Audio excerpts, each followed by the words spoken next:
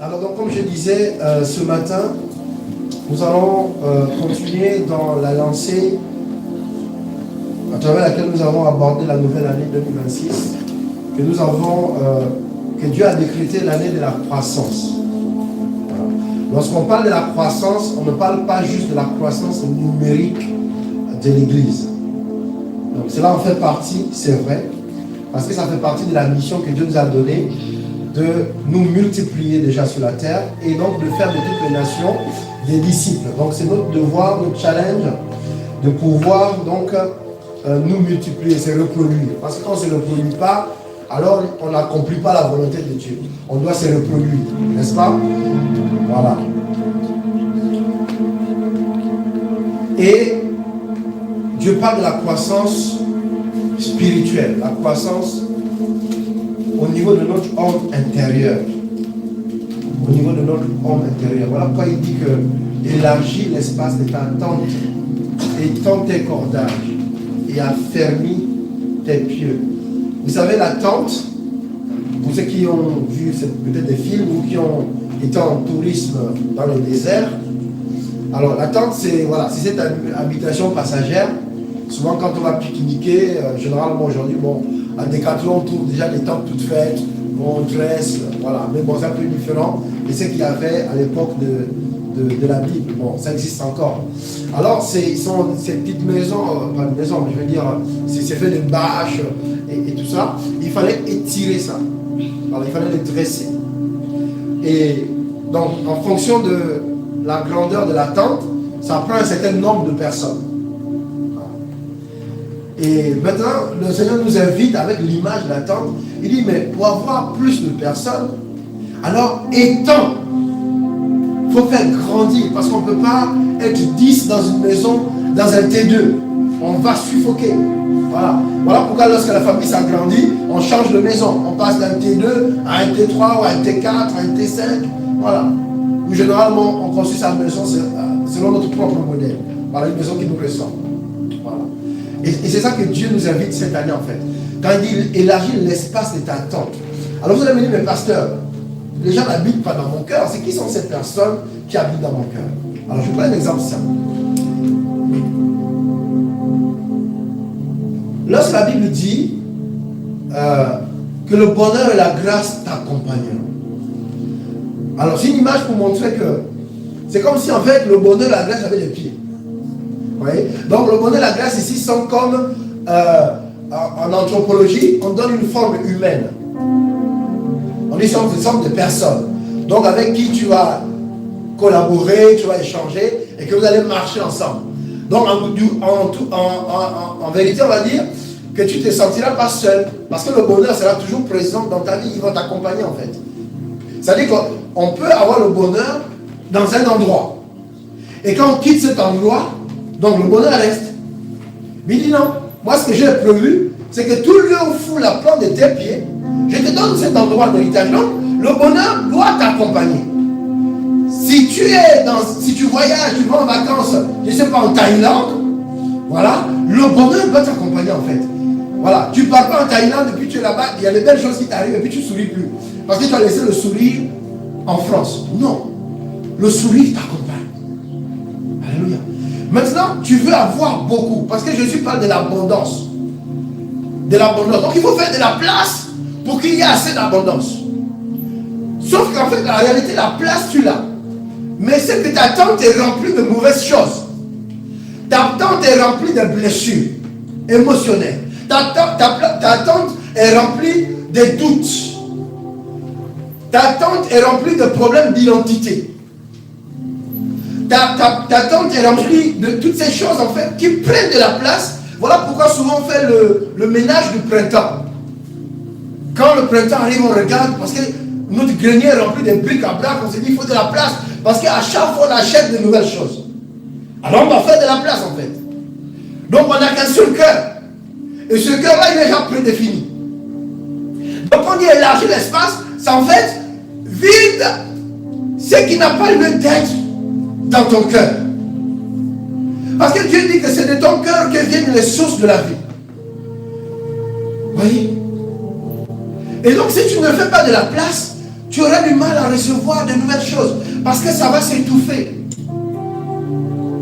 On parle des ronces, des épines. On dit la semence qu'on reçoit dans ces conditions-là, ça peut pousser, mais ça va avoir du mal à pousser. Ça va avoir du mal à pousser. Donc il faut faire de la place. Et c'est ça le principe pour cette année. Vous savez, lorsque je disais oui, Jésus répond aux besoins de tout le monde, on dit ouais, mais Jésus va pas le travailler à ma place. Voilà. C'est qu'on n'a pas compris en fait que en toute chose, vous allez voir que peu importe ce que vous faites, ça part toujours d'une pensée. Et on décide. Cette jeune dame-là qui est là, je ne l'ai jamais vue. Mais je pense qu'elle a pris la décision ce matin de venir, vous voyez. Et comme elle a pris la décision, ça l'a mis en mouvement. Donc elle s'est levée de chez elle, de son lit. D'habitude, le dimanche, certainement, elle fait sa grasse matinée. Voilà. Mais là, elle a décidé. Donc, le fait qu'elle ait décidé, ça a changé son comportement de chaque dimanche. Elle a décidé donc de se lever, d'affronter le froid, parce qu'elle savait qu'il y a le froid le matin. Encore qu'elle aille à l'école, à l'université, ça peut se justifier parce que ça la concerne. Mais là, elle s'est dit, mais je vais aller à une invitation. Ok. Voilà. Donc, est-ce que vous voyez qu'elle a dû changer sa mentalité, sa manière de réfléchir en fait. Elle a dit non, je vais y aller. Donc, parce que d'habitude, le dimanche, je fais ceci. Je fonctionne comme ça. Je me comporte comme ça. Voici mes habitudes du dimanche. Donc, je vais bousculer mes habitudes pour pouvoir vivre une expérience nouvelle. Mais si elle ne s'était pas levée, elle n'aurait pas vécu cette expérience. C'est aussi simple que ça. Voilà pourquoi on dit qu'il y a un prix à payer. Il y a un prix à payer, c'est-à-dire renoncer à quelque chose qu'on a l'habitude de faire pour acquérir autre chose. Nous les hommes, on aime bien, les femmes, elles aiment bien quand on a les muscles, on a les tablettes de chocolat, mais nous savons le prix à payer pour avoir les tablettes de chocolat. Donc ça veut dire que si tu veux faire plaisir à ton épouse, pour qu'elle continue de te admirer, d'être vraiment, voilà, mais tu vas aller à la salle, tu vas payer déjà de l'argent pour déjà t'inscrire, et chaque mois d'ailleurs, et tu vas commencer à courir sur des tapis, en fait tu cours sur place, quoi. Mais bon, il faut faire plaisir. Et là, tu vois, tu commences à regarder le mur, bon, ça porte tout plat, je dis tout long. Et là, tu commences à voir que, ah tiens, ça commence à prendre des petites formes, et ainsi de suite. Et là, ça devient des tablettes de chocolat. Mais c'est longtemps après. Mais le problème, c'est que ce qui te motive, c'est que tu vois déjà les tablettes de chocolat. Sans les accès, quand tu regardes ton ventre, tu dis, ouais, ça, c'est des tablettes de chocolat. Mais en fait, le truc est tout mou, tout rond, tout... voilà quoi, ça ne te donne même pas envie d'y aller, mais tu te dis, bon, hey, j'ai la vision des tablettes de chocolat.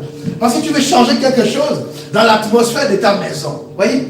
C'est-à-dire que Dieu utilise chaque élément pour créer du bonheur. La dernière fois que j'enseignais, j'ai dit, nous on attend toujours le bonheur d'une certaine manière. Mais en fait, la Bible dit, tu as le droit au bonheur chaque jour.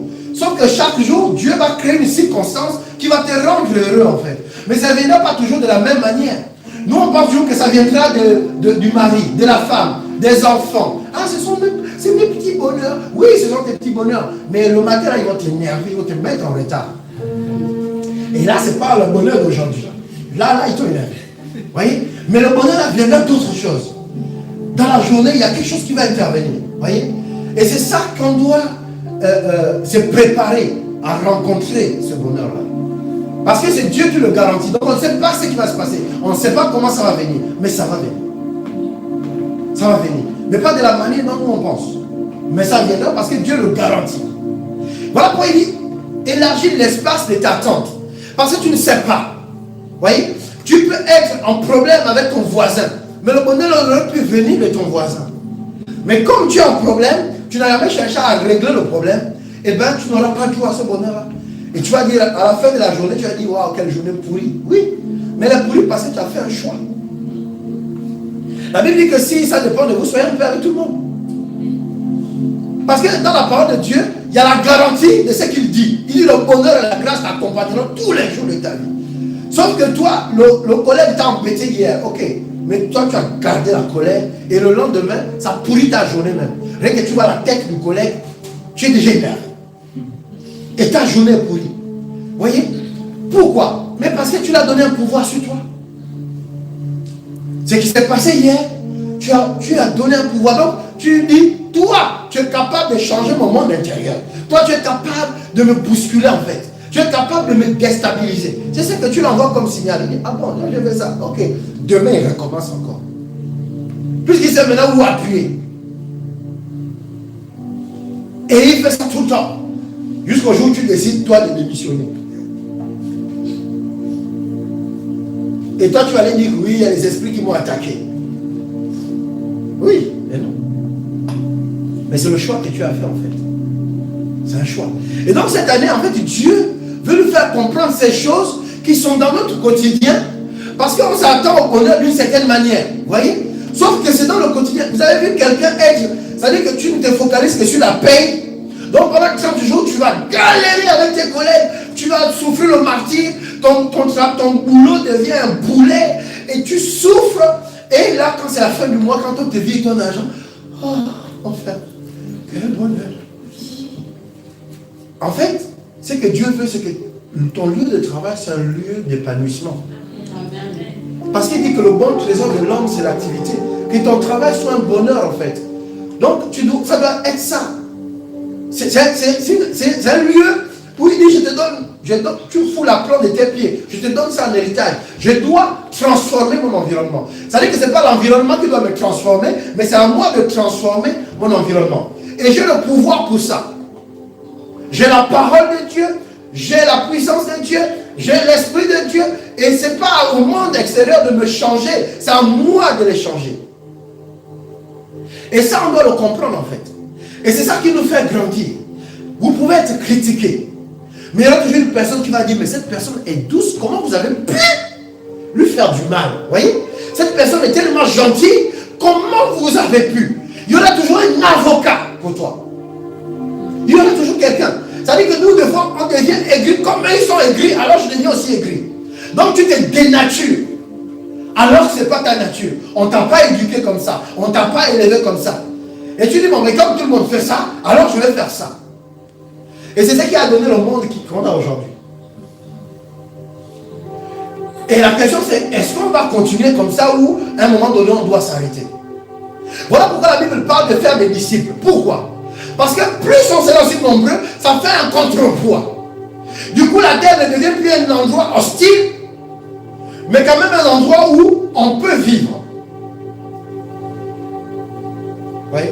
Donc Dieu nous donne la responsabilité. Voilà pourquoi il dit que tous ont péché et sont privés de la grâce de Dieu. Tous ont péché. Tu vas dire, mais Seigneur, c'est pas à cause de moi. Lui m'avait énervé et puis moi j'ai répondu. Il dit non.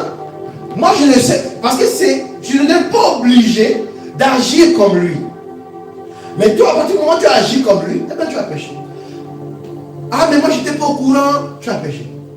Ah, moi je ne savais pas, mais tu as péché. Donc, en fait, Dieu nous donne la responsabilité. Est-ce que vous comprenez? Ça dit, voilà pourquoi quand on dit que vous êtes un leader, on se dit, ouais, mais moi je dirige rien. Non, c'est pas parce que tu dois d'abord diriger quelque chose. C'est d'abord, leadership, d'avoir un état d'esprit en fait. Quand vous êtes la lumière du monde, ça veut dire que vous êtes des élites qui sont censées changer le monde en fait. Mais changer le monde, pas en distribuant des billets à tout le monde, mais parce qu'une personne est d'abord comme sont les pensées de son cœur. C'est d'abord tes pensées en fait. Donc, qui dit tes pensées va dire aussi donc ton comportement. Donc, de la manière dont tu penses, tu agis. C'est aussi simple que ça. Voilà pourquoi le combat de Christ, c'est que la parole de Dieu habite abondamment en nous. Je disais la dernière fois qu'en fait, on a un problème, c'est que on écoute la parole de Dieu selon les hommes. C'est-à-dire, lorsque tu aimes quelqu'un et qu'il t'a blessé, et tu dis, mais je ne vais plus aimer qui que ce soit. Voilà. Pourquoi? Parce que nous, on pense que l'amour est une possession. C'est quelque chose que j'ai dans mon grenier et puis ça peut finir. Vous voyez? J'ai 10 bouteilles d'eau cristalline. Voilà, et puis, alors il me reste une bouteille, moi je ne peux plus te la donner. Parce que si je donne cette bouteille, je n'aurai plus rien. Non. On parle ici de l'amour de Dieu. C'est-à-dire que nous sommes connectés. C'est-à-dire que ta bouteille cristalline peut finir. Mais l'eau qui sort du robinet ne finit pas. Tu as vu la différence? Voilà. Sauf que tu n'aimes pas l'eau qui sort du robinet parce que ça n'a pas la forme que toi tu aimes. Toi tu veux la bouteille cristalline. Sauf que la bouteille cristalline, ça se termine. Ça a été fait par les hommes. Le robinet, le fait de transporter quelque chose, mais qui vient d'une source naturelle, qui vient de quelque part où il y a de l'eau qui coule naturellement. Mais cristalline, c'est quelqu'un qui prend, il met dans une cuve, et puis il te taxe au prix d'une eau qu'il n'a pas inventée. Et donc, ça finit. Mais si tu réalises en fait que l'amour de Dieu ne finit pas, et que par définition, c'est ce que tu es, tu comprendras que non seulement tu ne pourras plus jamais être blessé, mais tu ne cesseras pas aussi de faire du bien. Parce que c'est simplement ta nature en fait. C'est ta nature. Donc cet amour-là te protège et cet amour-là ne t'empêche plus donc de donner. Donc tu la reçois pour toi et puis tu peux en donner autant de fois. Il dit, celui qui arrose est lui-même arrosé. Pendant que tu aimes les gens, toi-même, tu reçois cet amour en fait. Vous voyez? Mais nous, on est dans une histoire que, selon l'eau cristalline, donc je donne et puis les stocks s'épuisent. Ça, c'est notre compréhension de l'amour humain. Mais pourtant, on a un enseignement. Peu importe ce qu'on a, les problèmes qu'on a avec nos parents, qui a cessé d'aimer son père et sa mère. Vous allez me dire, oui, tu es fâché. Le fait d'être fâché, ça trouble la réalité qu'au fond, tu aimes tes parents. Même s'ils t'ont blessé, même s'ils t'ont dit des choses, on les aime toujours. Malgré les actes. Oui, sauf que dans le vécu, comme on a notre propre vie maintenant, on n'est plus avec eux, bon, on passe à autre chose. Mais dans le fond, lorsque tu t'assois le soir, tu diras, mes parents me manquent quand même. C'est ça que Dieu a voulu nous montrer dans cet amour qu'il a. L'amour inconditionnel de nos parents. Oui. Il a voulu nous montrer cet amour-là. Et à travers le couple aussi, il a dit autant cet amour est réel pour nous, et c'est légitime parce qu'on sort de notre père et notre mère, d'accord? Il a dit maintenant, je vais vous faire expérimenter ça pour deux personnes inconnues. Il va prendre un blanc, il va prendre un noir, il va prendre un américain, il va prendre un japonais, il va prendre un chinois, il va prendre une malienne, il va prendre un congolais, il va prendre un gabonais. Il va dire, je vais vous montrer comment cet amour est vrai. Que ça n'a rien à voir avec la race, ça n'a rien à voir avec le fait que vous soyez du même pays, ça n'a rien à voir avec le fait que vous soyez né dans des conditions de pauvreté, lui il est riche, donc il prend un riche, il prend un pauvre, il met ensemble. L'amour là, de Dieu là, ça frappe ou ça doit frapper. Tu tombes dedans et tu es dedans. On ne cherche pas à s'expliquer, on ne cherche pas à savoir. C'est ça l'expérimentation. Et il dit que cet amour-là est semblable donc à l'amour que Christ a manifesté en faveur de l'Église. C'est ça le commencement de toutes choses, bien-aimés. C'est ça le commencement de toutes choses. Le problème, c'est que nous voulons aimer sans comprendre l'amour. Parce que nous avons cru que l'amour est un sentiment. Nous avons mis l'amour au niveau d'un sentiment ou d'une émotion en fait. Non. L'amour n'est pas un sentiment. L'amour n'est pas une émotion. L'amour est une nature. Tout être humain sur la terre est né avec l'amour et l'amour ne finira jamais. La preuve, pendant un temps, tu as dit bon, moi je n'aime plus personne. Et l'année d'après, tu aimes à nouveau. C'est vrai ou c'est faux? Donc la question c'est, mais le temps que je perds là, que je suis en conflit, pendant toute une année, je ne parle plus à la personne, mais, et que je suis censé être une source de bénédiction, regardez tout le manque à gagner en termes d'amour, en termes de sagesse, en termes de conseil, en termes de grâce, en termes de bénédiction, en termes de visitation. Donc je vais me priver déjà moi et de priver l'autre personne de cela. Pendant toute une année, qu'est-ce qu'on aurait pu construire ensemble? Qu'est-ce qu'on aurait pu faire? Ok, des beaux moments, des anniversaires, des choses extraordinaires qu'on aurait pu faire ensemble. Mais on ne l'a pas fait. On ne l'a pas fait. Puisqu'on est libre, jamais tous les deux.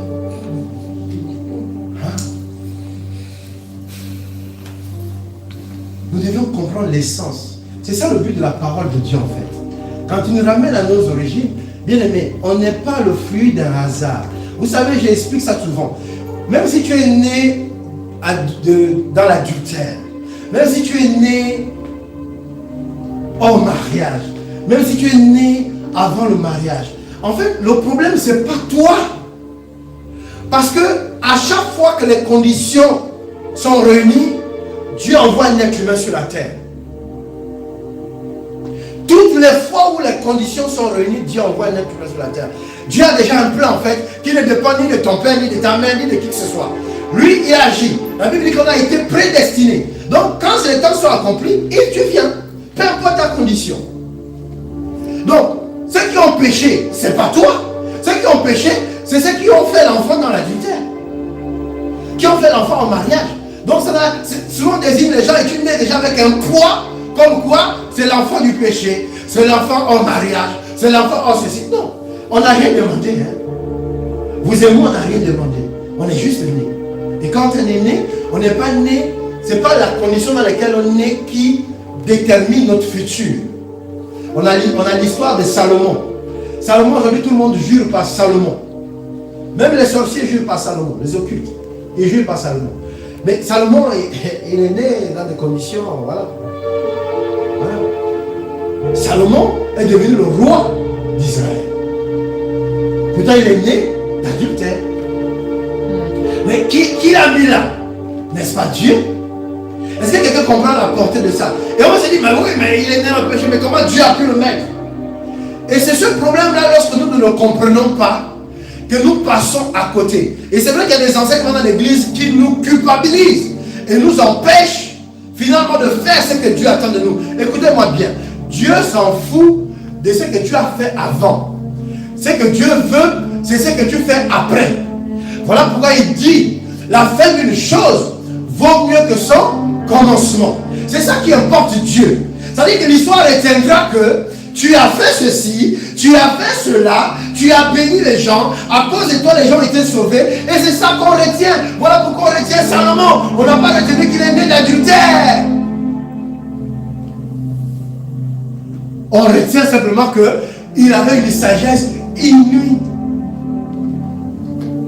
Il était d'une intelligence extraordinaire. À tel point que sa sagesse et son intelligence l'ont couvert de richesse. Et cette richesse, personne n'a pu dépenser son argent. Il y avait tellement. Et il a impacté son environnement. Tous les rois environnants, à tel point que la reine de Shaba, qui est venue le visiter, était tellement étonnée de la profondeur de sa sagesse. Elle a quitté l'Éthiopie, elle a dit non, je viens voir. J'ai entendu parler de toi. Qu'est-ce qui se passe ici? Waouh! C'est de ça qu'il s'agit en fait. Vous voyez, nous on est dans des... On réfléchit à des choses. On dit bon, donc ça veut dire que je n'ai plus le droit à ceci, je n'ai plus le droit à cela. Écoutez-moi bien. Jésus est venu pour nous sauver. Afin que nous puissions aussi sauver. Donc il n'est pas venu nous sauver pour que nous restions statiques et assis et puis en train de raisonner. Et puis que les gens puissent nous donner des titres, que les gens puissent nous donner des statuts, que les gens puissent nous dire des choses. Et puis bon, on vit en fonction de l'humeur du pasteur, on vit en fonction de l'humeur de l'époux, on vit en fonction de l'humeur du parent, on vit en fonction de l'humeur du professeur à l'université. Si ta tête me revient, il te dit de bonnes choses. Si ta tête ne revient pas, il te dit de mauvaises choses. Et puis on vit comme ça au jour le jour. Et puis on a la Bible. Oh Jésus, tu es mon sauveur. Non, vous devez comprendre que il ne te sauve pas juste pour que tu résistes à l'oppression.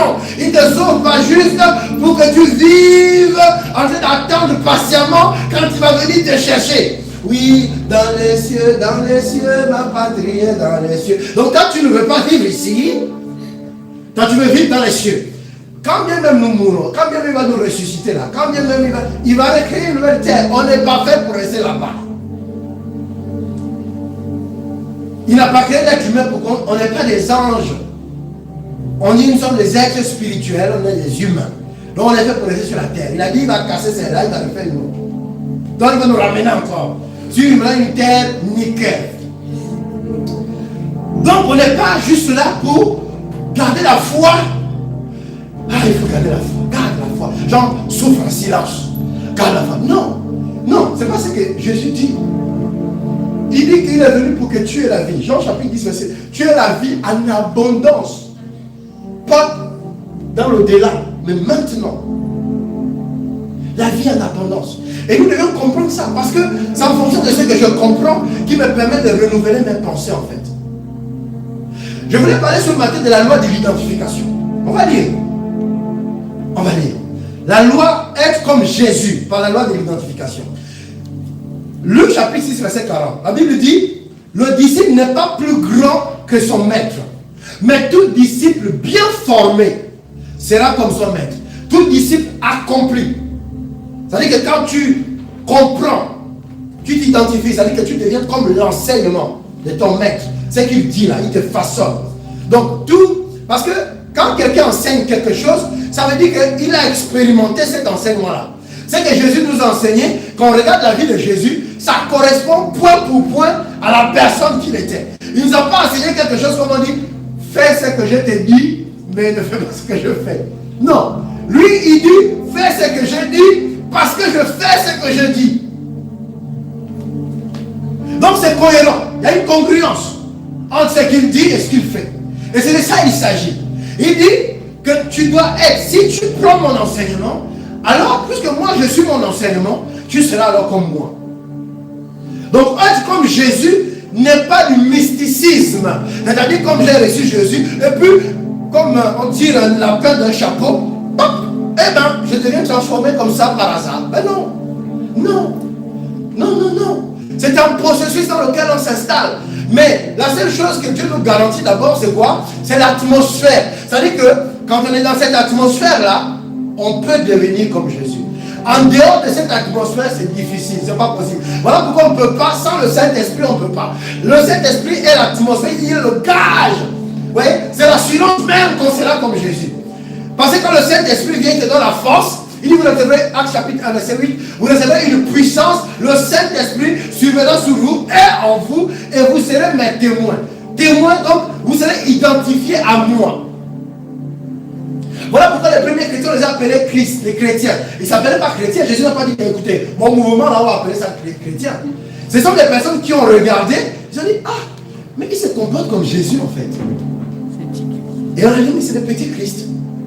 Et d'où le monde des chrétiens, Antioche est sorti à Antioche. Donc c'est pas Jésus qui a dit, bah, écoutez, moi mon mouvement c'est les chrétiens. Non. C'est les gens qui ont identifié. Qui, ah mais tiens, ils font... C'est comme les évangéliques. Quand on est quelque part, il y a plusieurs courants chrétiens. Mais dès qu'on regarde quelqu'un, on dit, lui il est évangélique. Il est chaud bouillant. Alléluia. Il est chaud bouillant. Lui quand il prie, c'est son fire gospel, tout ça. Voilà, on identifie tout de suite. Pourquoi? Parce qu'on sait comment ils font. Donc, on reconnaît une personne, on va l'identifier à ce que nous savons de comment les évangéliques adorent Dieu en fait, dans la pratique de leur foi. Amen. Donc, il faudrait que nous arrivions à comprendre en fait le mécanisme. C'est un mécanisme en fait. Donc, quand tu reçois le Saint-Esprit, ça crée une atmosphère à l'intérieur de toi. C'est-à-dire que vous allez voir que avant, quand tu faisais des choses, tu n'avais aucun remords. Mais vraiment. Tu t'en foutais, mais grave. Ce n'était pas ton problème. Quelqu'un souffre, il ne souffre pas. Voilà. Tu brisais les cœurs le matin, le midi, le soir. C'était ta vie comme ça. Il n'y a pas de problème. Pas de remords. Mais oui, mais la pauvre fille, elle souffre. Mais je m'en fous. Quand tu parles à tes parents, tu te dis, mais ah non, moi je ne veux pas me laisser piétiner. Et là, un jour, on ne sait pas ce qui s'est passé. Tu as reçu Jésus dans ton cœur. Et là, on a commencé à te trouver étrange. On dit, mais qu'est-ce qui s'est passé? Voilà, il a été rentré dans une secte. Hein? Parce qu'on ne comprend plus la personne. Elle était insensible, elle était colérique, elle donnait des coups de boule à tout le monde, elle buvait sans arrêt, elle fermait les bars, les boîtes de nuit. Il y avait ces posters même partout, c'était même la Théodora de ce siècle. Mais on ne comprend plus. Même les parents disent, mais notre enfant est bizarre. Non! Il y a une atmosphère qui est née dans ton cœur. C'est ce qu'on appelle la révélation. La révélation, c'est comme une illumination. D'un coup, tu te dis, mais pourquoi je fais ça en fait? Mais ça ne m'apporte rien du tout en fait. Ça ne me définit pas.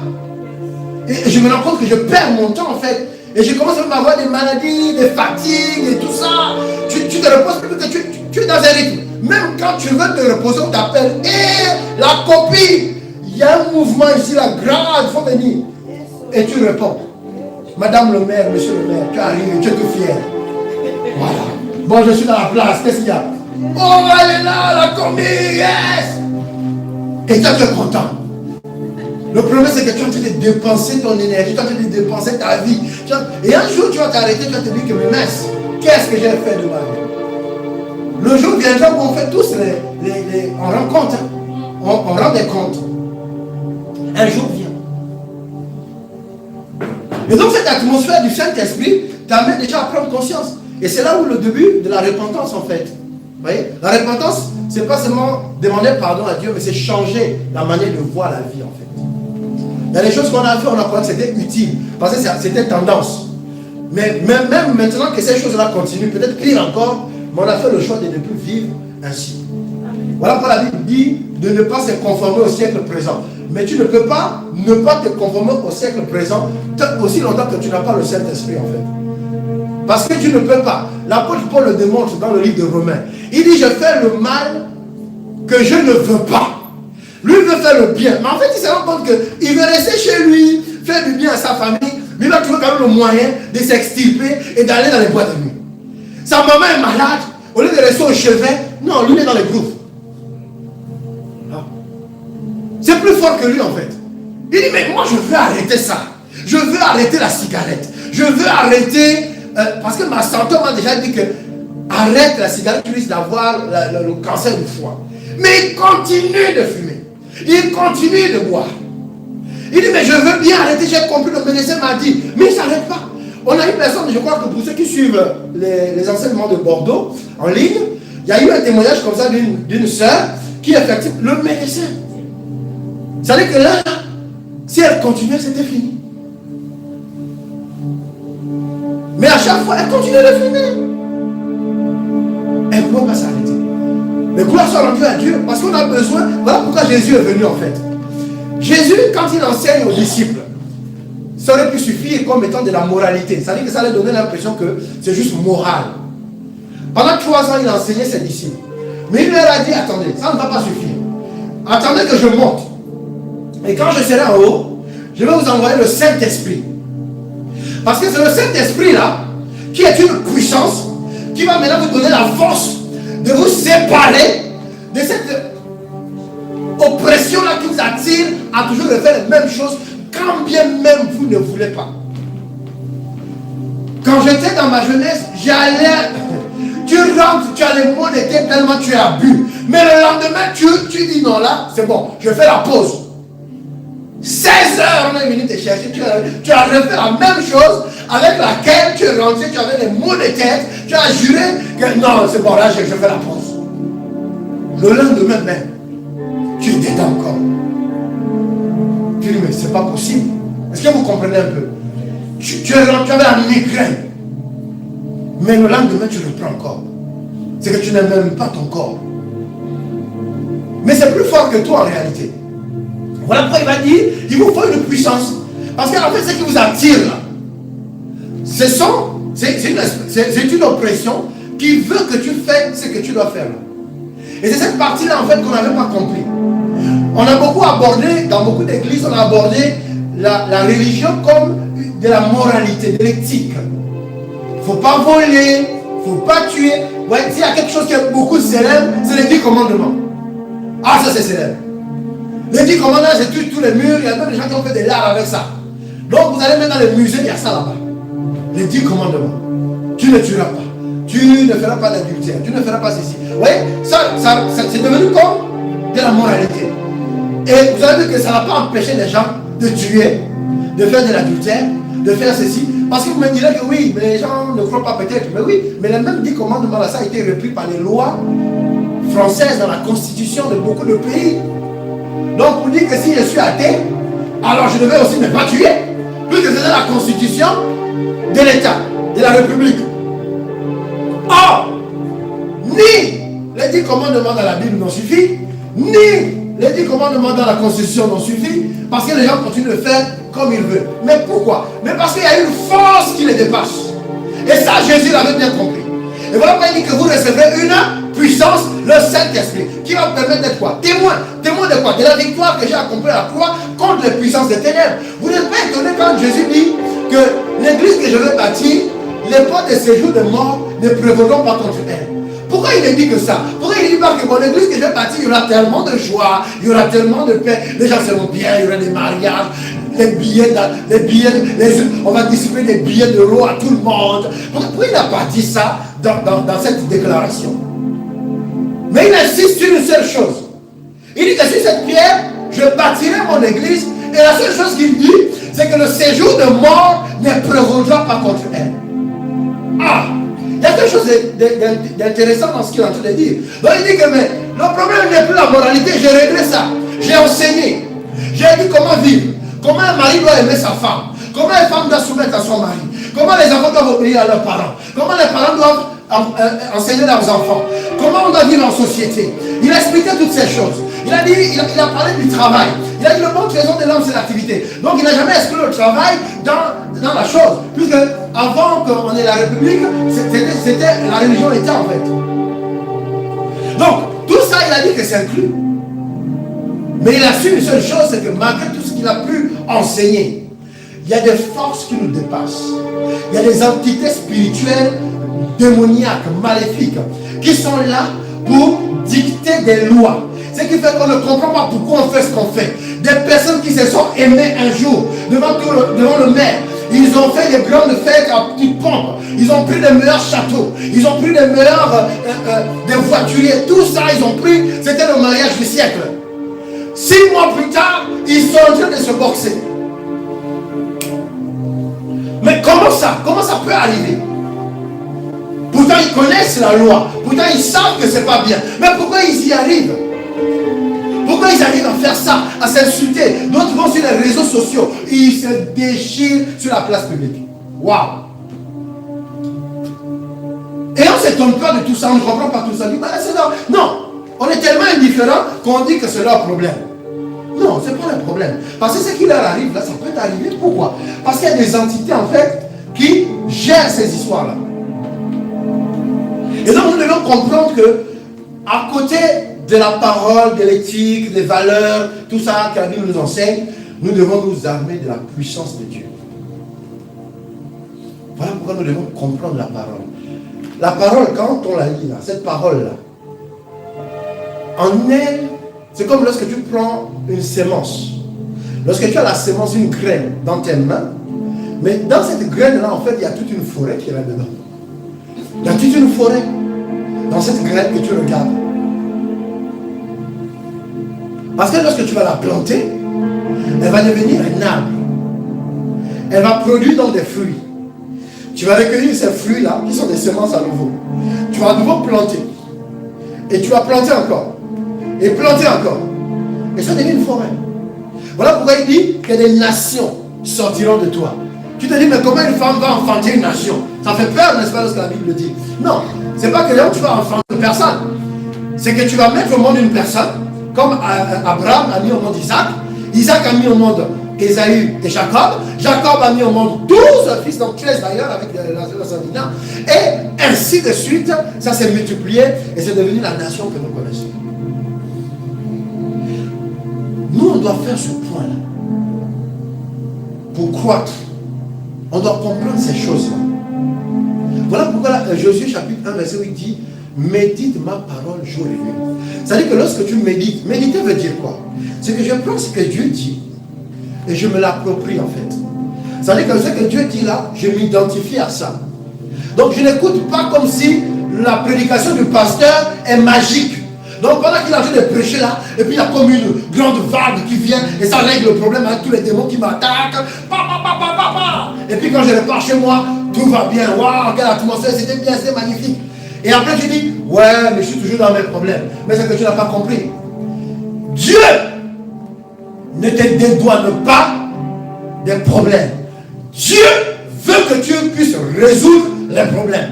Et c'est cette partie-là qu'on n'a pas compris. On s'est dit qu'en devenant chrétien, alors les problèmes vont disparaître. Non, non, en devenant chrétien, on devient des solutionneurs des problèmes au nom de Dieu. C'est-à-dire que là où Dieu ne peut pas aller, toi tu peux aller et tu deviens celui qui résout les problèmes d'oppression, des cœurs brisés de tes copines au lycée. Ils n'ont pas compris qu'ils doivent se préserver des relations qui vont les détruire à tel point qu'ils ne croiront plus dans l'homme demain. Ils sont allés de relation en relation, ça a détruit leur confiance dans l'homme. Parce qu'un jeune de 15 ans, il va vous montrer quel amour. Un jeune de 18 ans, il va vous montrer quel amour. C'est un amour égoïste. Il va tirer la couverture de son côté. Et donc tu vas expérimenter un amour égoïste et tu vas croire que c'est ça l'amour. Mais lui-même, il est en train d'apprendre. Il n'est pas mature. Voilà pourquoi on aime dire que le mariage, ce n'est pas pour les enfants. Il va expérimenter ça. Et il va faire quoi avec? Donc lorsque toi tu es au lycée, que tu as compris ces choses, tu deviens celui qui explique aux autres l'impact des actes qu'ils posent avec l'innocence, mais qui auront des répercussions dans leur futur. Il y a des gens qui sont mariés aujourd'hui. Je vous assure, ils sont assis dans les foyers. Mais ça ne va pas. Ça veut dire qu'ils sont toujours blessés de leur premier type là. Ça a été la porte ouverte, ça a été la blessure fondamentale. Ils n'ont jamais été guéris de ça. C'est que même l'amour qu'on leur donne aujourd'hui, ils ne l'acceptent pas pleinement. Parce qu'ils se disent que ce qu'ils ont expérimenté là-bas, là, c'était ça qui était vrai. Comme c'était la première fois. Mais qui vous a dit? Je vous ai dit ça tout à l'heure. Faites attention. Ce qui veut dire premier ne veut pas dire que c'est bon. La Bible dit que c'est la fin d'une chose. Comment savoir que le premier est bon? C'est si ça va jusqu'à la fin. C'est si ça va jusqu'à la fin. C'est ça qui est bon. Donc c'est pas le fait d'être premier.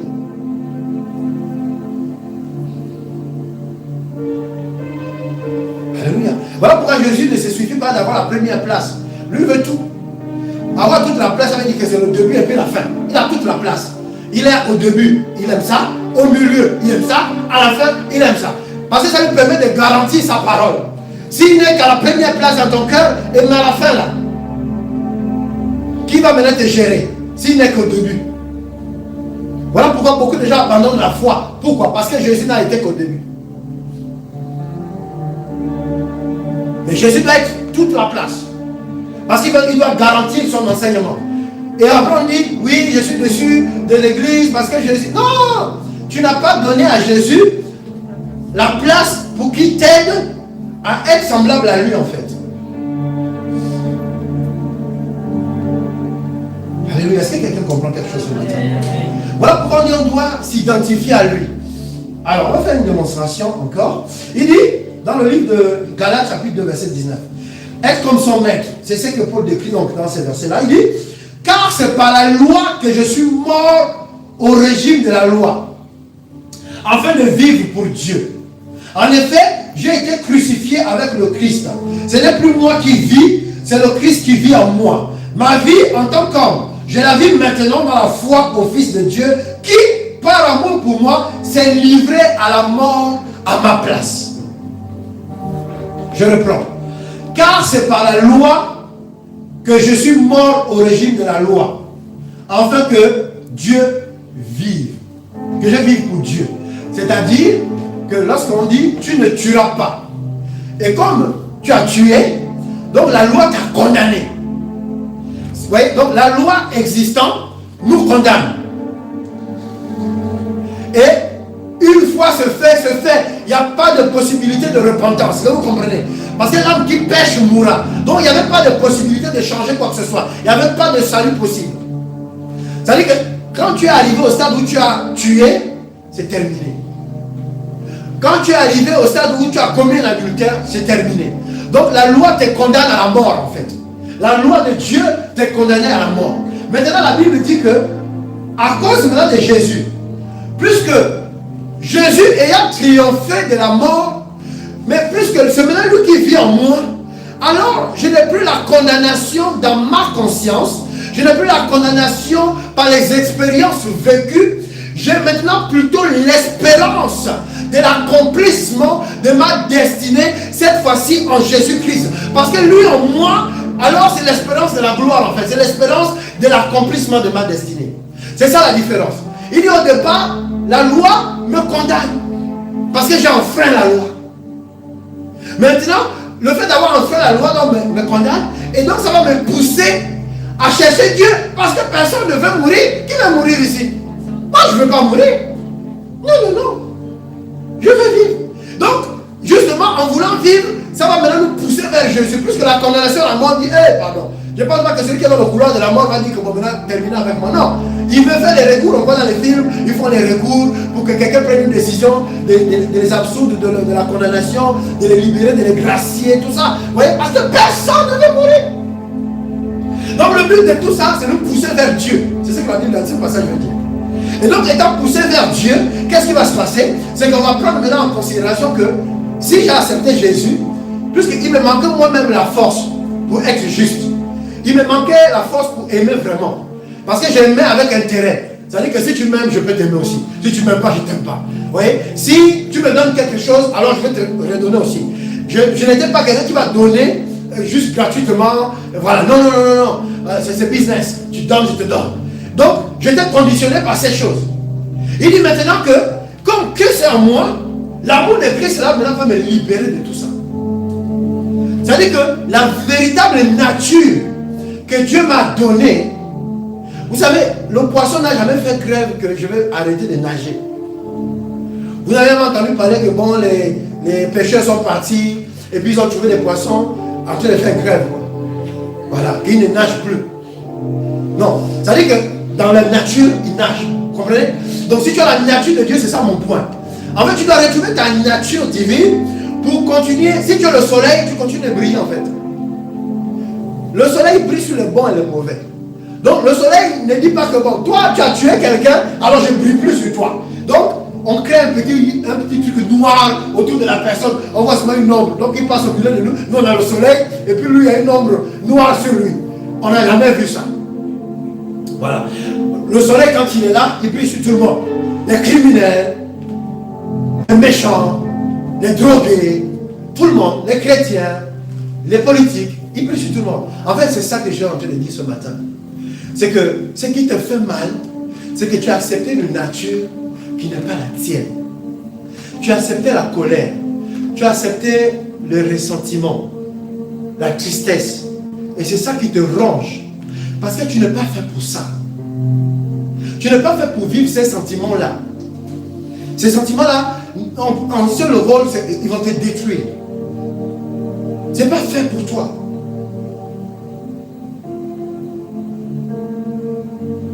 Donc tu dois retrouver tout ce qu'on fait, tout, chaque dimanche à l'église, les prières, tout ce qu'on veut. En fait, c'est de retrouver la nature qui nous rend libres. Nous voulons être libres. Mais il n'y a qu'un seul secret, c'est être comme Christ. Et à défaut d'être comme Christ, laissez Christ vivre en nous. C'est-à-dire que c'est une autre personne qui vit en toi. Et donc tu suis ce que cette personne-là dit. Puisque toi tu ne sais pas, mais lui il sait comment faire. Voilà pourquoi dans ce passage il dit, c'est plus moi qui vis, mais c'est Christ qui vit en moi. Parce qu'il est plus facile pour moi ainsi de laisser Christ vivre en moi, puisque moi-même je ne peux même pas vivre comme Christ. Parce qu'en moi, il y a toujours ce combat entre le vieil homme et l'homme nouveau. Sauf que l'homme nouveau en moi est tellement, il n'est pas encore musclé, que l'homme ancien a tendance à le dominer. Et donc je suis dans une dualité permanente. Sauf que pour régler mon problème, en m'attachant à Jésus, en suivant ses pas, alors je peux m'inscrire dans la victoire. Je comprends que pardonner n'est pas une faiblesse. Beaucoup pensent que quand ils pardonnent à quelqu'un qui les a offensés, alors il est faible. Parce que la société dit que si tu pardonnes, mais toi aussi, comment tu as pu pardonner? Il t'a fait du mal. Tu lui as donné, mais il a fait n'importe quoi avec l'argent que tu lui as donné. Et tu donnes encore. Si tu peux donner, tu donnes. C'est ta nature. Tu es né pour aider. Je ne sais pas quelle est ta destinée. Qu'est-ce que Dieu veut faire de toi?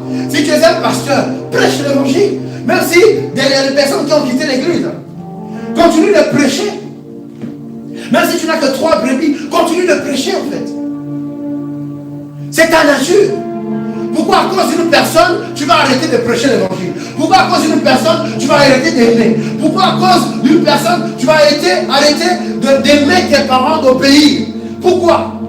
Pourquoi à cause d'une déception dans un service, dans une église, tu vas arrêter de servir Dieu? Ah non, j'ai été déçu par les hommes de Dieu. Ok. Par les hommes, il y a hommes de Dieu. Mais est-ce que tu as été déçu par Dieu? Non. Et alors?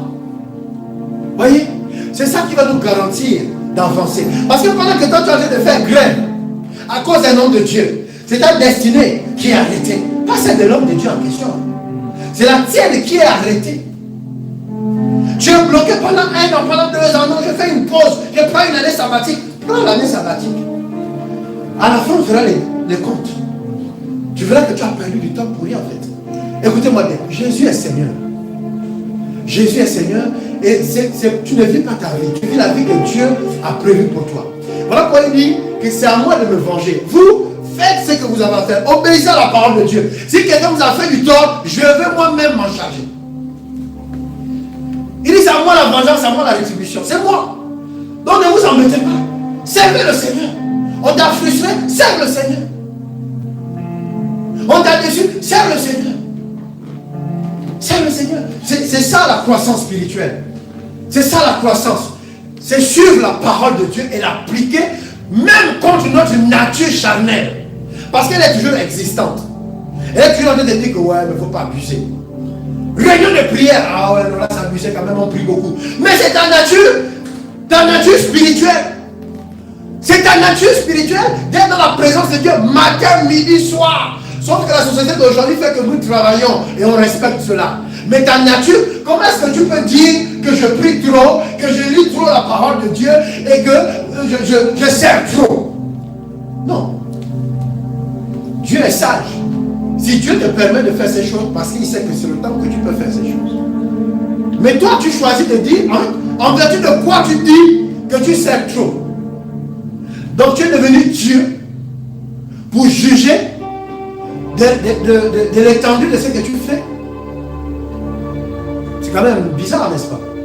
Donc tu as besoin de la connaissance de Dieu. Tu es tellement au niveau de Dieu que tu sais concrètement ce que tu dois faire. Que non, là c'est trop, là c'est pas trop. Non. Non. Non, bien aimé. C'est ça qui nous fait avancer et c'est ça qui nous libère. Quand on travaille dans le champ de Jésus là, comme Boaz avec Ruth. Ruth a trouvé sa bénédiction, qui est devenue l'ancêtre de Jésus dans la chair. C'est en travaillant pour Boaz.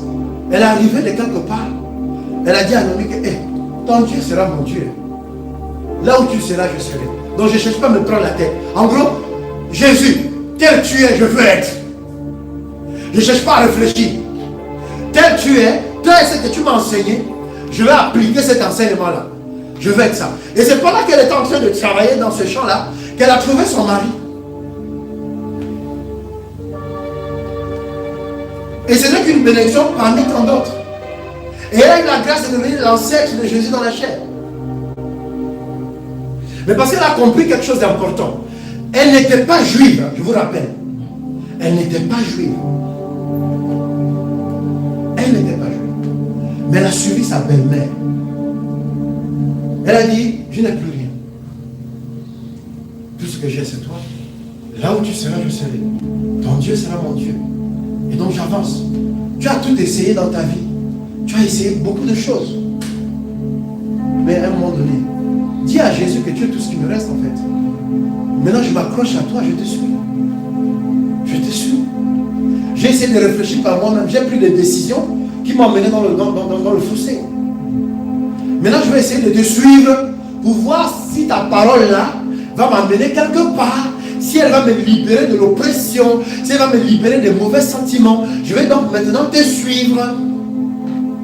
Je vais maintenant penser comme toi.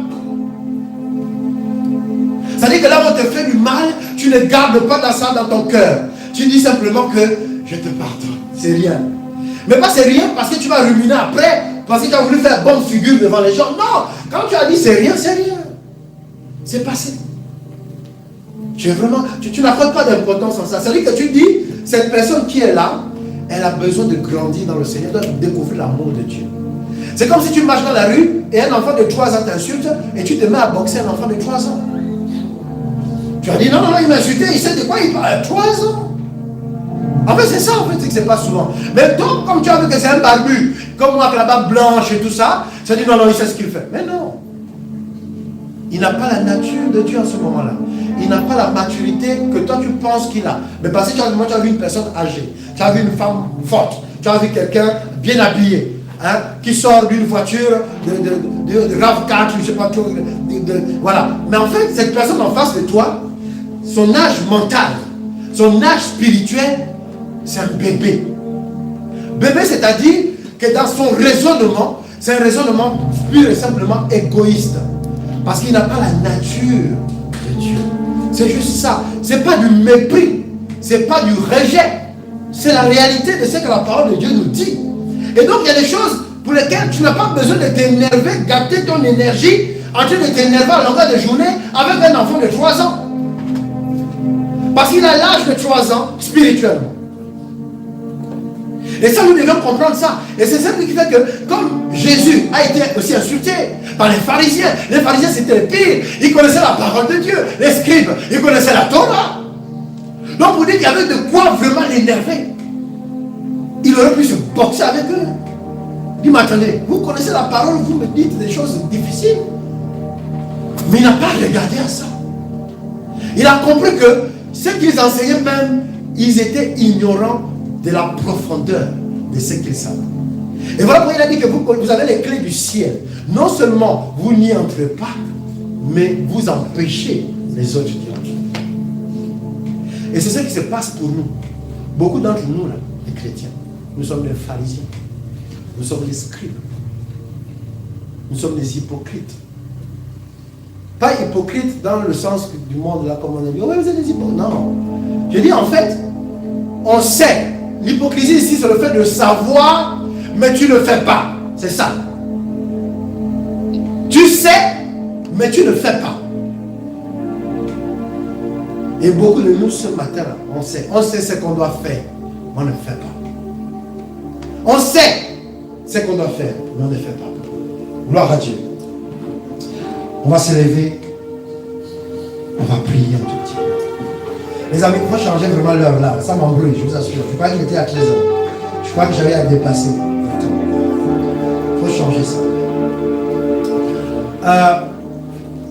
Philippiens chapitre 1, verset 20 à 21 dit, car ce que j'attends et que j'espère de toutes mes forces, c'est de n'avoir à rougir de rien, mais au contraire, maintenant comme toujours, de manifester en ma personne avec une pleine assurance la grandeur de Christ, soit par ma vie, soit par ma mort. Pour moi, en effet, la vie, c'est le Christ, et la mort est un gain. Je reprends. Car ce que j'attends, et que j'espère de toutes mes forces, c'est de n'avoir à rougir de rien. Mais, au contraire, maintenant comme toujours, de manifester en ma personne. De manifester en ma personne. De manifester en ma personne. C'est-à-dire dans ton esprit. En mon esprit, en mon âme, intelligence, âme, émotion, âme, volonté. Et à mon corps. Avec une pleine assurance. Une pleine assurance. Est-ce que nous avons la pleine assurance? La grandeur du Christ. On doit manifester cela. Donc, soit par ma vie, donc ma vie, mon quotidien, mes relations, ma santé, mon travail, mes réalisations, mes projets, tout ce que je fais que Dieu a mis sur mon cœur de faire. Ou soit par ma mort. Et ça, c'est quelque chose qu'on doit comprendre en fait. Parce qu'on écoute beaucoup la parole de Dieu et on est lent à la pratiquer. Sauf qu'en fait, cette parole-là contient notre vie. C'est comme si tu es malade, on te donne un médicament et puis tu ne le bois pas. Et tu dis à tout le monde tu es malade. Tu viens à l'église, à l'hôpital, tu rencontres le médecin, il te donne le traitement, tu pars chez toi et tu ne prends pas le médicament. Quand tu vas peut-être faire une sortie, tu prends un petit comprimé, Doliprane, ah ça c'est facile, Doliprane. Tu prends. Et donc ça te soulage le temps d'aller faire ton groove. Quand tu as fini, tu reviens, ah non ça ne va pas, je suis malade. C'est comme si tu te plains d'être dans un état permanent où tu réclames, tu te plains en fait. Le fait de se plaindre tout le temps là, c'est comme s'il y a quelque chose de malsain, tu aimes ça quoi. Tu aimes quand tu te plains. Ah non, la vie ça ne va pas, c'est difficile. Et c'est comme si ça justifiait ton échec. Vous voyez? On veut justifier notre échec, on veut justifier nos manquements. Parfois on accuse les sorciers, parfois on accuse les parents. Oui, j'ai grandi difficilement, on ne m'a pas fait ci, on ne m'a pas fait ça, on n'a pas dit ci, on n'a pas dit ça. Mais le même Jésus dont on vient de parler, il est né dans un endroit où ça sentait, ça puait. Hein? Les tables, quand on dit les tables, oui, je sais que vous aimez la belle crèche qu'on présente à la mairie, mais elle ne ressemblait pas à ça. Hein? Voilà, il y avait les excréments des moutons, des brebis, des poulets et tout ça. Hein? Donc c'était un lieu très dégueulasse. Hein? Et ça n'a pas empêché Jésus d'être Jésus. Donc vous dites qu'à un moment donné, arrêtons de nous trouver des excuses en fait. Hein? La parole de Dieu est claire. Il n'y a aucune condamnation. Romains chapitre 8, verset 1. Il dit, il n'y a plus de condamnation pour ceux qui sont en Jésus-Christ. Pourquoi il le dit? Il dit que la loi de l'esprit de vie, la loi de l'esprit de vie t'a affranchi de la loi de la mort. Une loi, c'est quelque chose qui s'impose à nous. Quand moi je roule sur la route, je m'arrange à rouler à droite et à la vitesse réglementaire. Parce que toutes les fois où je dépasse ça, et que la police va me coincer. Mais je ne roule pas à droite parce que j'ai peur de la police. Je roule à droite parce que c'est la loi. Je n'ai pas 130 € à donner gratuitement à l'État. Les gens payent, il y a suffisamment d'impôts. Voilà. Voilà. Oui, oui. Donc on paye suffisamment d'impôts que d'aller encore donner 130 € comme ça gratuit. Parce que je n'ai pas obéi à la loi. Et c'est ce que nous faisons, en fait. Parce qu'il dit que la loi de l'esprit de vie nous a affranchis de la loi de la mort et du péché. Donc tu as été libéré. Mais tu es tellement maso que tu veux donner 130 € à l'État. Gratuitement, en plus de tes impôts. C'est ça la vérité. Cette loi qui nous obligeait à faire le mal, elle a été contrée par une autre loi, qu'on appelle la loi de l'esprit de vie. Elle t'a libéré de ce que la mort pouvait produire en toi. Les ressentiments, les oppressions, l'échec, le passé, les échecs sentimentaux là. Ah oui, vraiment, est-ce que, Georges, vraiment, cet homme que j'ai tant aimé, laisse Georges partir. Laisse-le. Dieu a mieux pour toi. Écoute-moi bien. La Bible dit qu'il n'est pas bon que l'homme soit seul. C'est-à-dire que l'homme ici, ça va être grand H. Donc ça veut dire que Dieu, dans sa loi, dans son amour, dans sa prédiction, il n'a pas dit que tu sois célibataire en fait. Donc, à un moment ou un autre, tu vas rencontrer. Tu vas le rencontrer. Donc il n'y a pas... non. Plutôt, au lieu de pleurer, prépare-toi maintenant, selon la parole de Dieu, à être cette future femme, à être ce futur homme marié dans la présence de Dieu. C'est-à-dire en étant quelqu'un qui est guéri. Parce qu'il y a beaucoup de problèmes de couple, parce qu'on y rentre avec des blessures. Dès que le mari n'est pas encore rentré, la femme n'est pas encore... Tu es où? Pourquoi? Parce qu'on a été trompé avant. Tu es où? Ça devient de l'oppression. Tu es où? Et tu vas gâter ton histoire. Et un truc qui a bien commencé, tu gâtes toi-même. Et c'est là où la Bible dit que la femme folle ou qui manque de sagesse renverse elle-même ce qu'elle a bâti.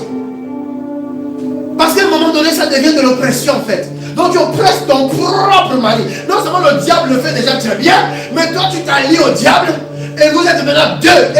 Là où deux ou trois sont assemblés. Maintenant vous appliquez la parole de Dieu dans le sens contraire. Et le gars il commence à être dépressif. Tu découvres qu'il commence à boire de l'alcool alors qu'il ne buvait jamais. Il commence à... tu le surprends avec des petites cigarettes Marlboro. Il commence à fumer. Tu dis c'est quoi? Il veut s'échapper. Voilà pourquoi nous devons être guéris, bien-aimés. Nous devons être restaurés pour rentrer dans notre bénédiction. Je vous ai dit la dernière fois que vous êtes riche. La Bible ne dit pas ça pour faire joli. Ce n'est pas des déclarations humaines. C'est Dieu qui parle. Lorsque Dieu dit que le pauvre dit que je suis riche, bien aimé, la richesse va dire que dans ton cœur plus que toute autre chose. Tous ceux qui ont créé, Citroën, c'est la pensée de quelqu'un. C'est quelqu'un un jour qui était chez lui et a pensé Citroën. C'est quelqu'un qui était chez lui a pensé Peugeot. C'est quelqu'un qui était chez lui a pensé énergie nucléaire. Marie Curie, vous connaissez? Voilà. Une femme, comme ça, c'est le gars de son mari. Ah chérie, en plus de faire des bisous, ils ont commencé à réfléchir ensemble que tiens, on va inventer quelque chose. Je pense qu'on peut tirer de l'énergie nucléaire, de la fission des deux atomes d'uranium. Oui, j'ai fait la chimie. Voilà. Et donc, effectivement, ils ont fait ça. Pour dire que quand tu dis qu'on est riche, là, ton argent est dans ta tête, ton argent est dans ton cœur. Tu es là, tu vas travailler pour l'idée de quelqu'un. Oui, vraiment, on a du mal à trouver du travail, mais crée ton travail. Qui t'a empêché de travailler? Qui t'a empêché de créer? Il y a même des personnes qui ont eu des idées. Moi, j'écoute un peu beaucoup de témoignages qu'à un moment donné même, ils se sont mis à l'heure quand ils ont fait des annonces sur les sites là pour dire que proposer leur service. Et ils étaient appelés. Mais ils auraient pu continuer dedans en fait. Pouvoir avoir plus. Vous voyez? Non. La sécurité de l'emploi. on peut travailler chez quelqu'un. Là, on est sûr qu'on nous paye, on est tranquille, on est à l'aise. Vous voyez? Pourtant, les idées là sont en nous en fait. Là où on travaille aujourd'hui, là, c'est quelqu'un qui a eu son idée. Dieu a parlé dans son cœur. Non, Dieu ne parle pas qu'aux chrétiens. Dieu parle à toute sa création. Voilà, vous devez savoir ça. Voilà. Sauf qu'eux, ils ne veulent pas obéir à ce que Dieu dit. Simplement. Voilà. La manière dont Dieu fait. Voilà pourquoi ils vont tricher les impôts, ils vont falsifier les comptes. Voilà. Sauf que nous, les chrétiens, on ne va pas faire ça. On aura l'argent après avoir été juste envers l'État, envers tout le monde, après avoir payé nos salariés et on se contente de ce qui nous reste. Voilà. Parce que c'est ça aussi, bénir son environnement. C'est pas juste être riche, on va te dire que tu as 1 milliard et après tu meurs demain, tout le milliard là reste. Ça ne sert à rien. Même si on va te regarder dans les livres d'histoire, mais ça reste une histoire. Est-ce que quelqu'un comprend quelque chose? Donc c'est ça la parole de Dieu. Elle n'est pas là juste pour nous faire du bien. Il ne faut pas pécher, il ne faut pas... Non, elle parle de toi. Elle parle de ce que tu es capable de créer. Elle parle de ta destinée. Elle parle de tes capacités. Elle parle de ton identité. Et dit, si tu trouves cette identité-là, plus rien ne va t'arrêter, plus rien ne va te freiner. Tous les formatages dans lesquels tu es grandi, ça va, les verrous vont sauter en fait. Parce qu'il y a beaucoup de choses qui nous emprisonnent. Ce sont ces connaissances-là d'autrefois, qui sont devenues des forteresses, des raisonnements, qui sont devenus des forteresses. Et malgré qu'on vient à l'église, on est toujours dedans, plongé dedans. Mais il faut que ça s'arrête ce matin. Dieu a dit que c'est l'année de la croissance. 2026, tu dois être la personne que Dieu veut. Pas seulement la personne éthiquement bonne, moralement bonne, mais cette personne qui entreprend, qui crée de la richesse, qui impacte son environnement. Cette personne qui s'inscrit dans la victoire. Cette personne épanouie, heureuse. Pas qui va au travail en colère, pas qui va au travail en tirant les pieds. Non, qui leur donne au boulot de devenir un boulet. Non, parce que quand tu arrives au travail, tu bénis les gens autour de toi. Ils sont contents de tes conseils. Tu arrives, tout le monde est là autour de toi. Dis, mais pourquoi cette personne, tout le monde est autour d'elle? Mais parce que tu es en train de les bénir. Tu prophétises sur leur vie. Tu dis, ah, tu as un problème de couple, hein, mais je crois que vous allez vous réconcilier. Vous allez même faire un voyage à Dubaï. Amen. Bon, moi, vous n'avez pas dit amen. Vous allez dire, oh, c'est gentil. Alors, prie avec moi ce matin.